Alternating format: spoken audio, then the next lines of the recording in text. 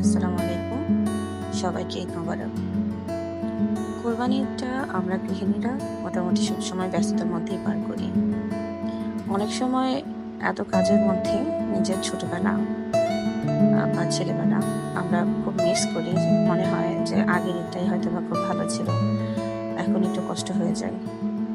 তারপরও বয়সের সাথে সাথে, সময়ের সাথে সাথে অনেক দায়িত্বও বেড়ে যায়। আসলে এত দায়িত্ব পালনের মধ্যে আমরা আমাদের নিজেদের ভালো লাগা বা আমাদের নিজেদের চাওয়া পাওয়ার বিষয়টা হয়তোবা নিজের কাছের মানুষের কাছে প্রকাশ করতে পারি না। কারণ তারাও যথেষ্ট পরিশ্রম করে এই সময়টাতে। তারাও যথেষ্ট ব্যস্ত থাকে।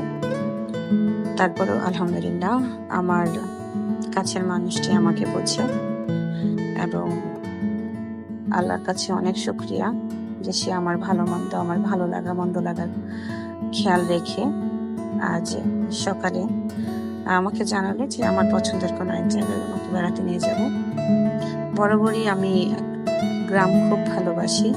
যদিও আমার নিজের গ্রামের বাড়ি বলে কিছু নেই। আমি ঢাকায় জন্ম এবং ঢাকায় বেড়ে ওঠা। আমরা ঘুরতে ঘুরতে গোলাপগ্রাম চলে গেলাম। তার হাত থেকে গোলাপটা পেয়ে খুব ভালো লাগছিল। আর বাইক রাইডিং আমার বরাবরই ভালো লাগে। আমার হাজব্যান্ডের সাথে আমি প্রায়ই বাইকে করে ঘুরে বেড়াই এবং আমার মনে হয় সেও আমাকে নিয়ে ঘুরতে খুব স্বাচ্ছন্দ্য বোধ করে। আমরা মোটামুটি অনেকটা সময় বাইকে ঘোরাঘুরি করি।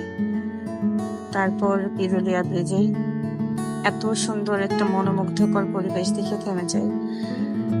ফেরার পথে চুড়ি দেখে আমি একদম থমকে দাঁড়াই, কারণ চুড়ি আমার খুব পছন্দের। আর আবদার করতেই আমার স্বামী আমার জন্য পছন্দ করে চুড়ি কিনে দিল। আলহামদুলিল্লাহ ঈদের দিন, ঈদের পরের দিন এবং ঈদের সালামি সবগুলোই খুব এনজয় করেছি। সবাই আমাদের জন্য দোয়া করবেন। ধন্যবাদ।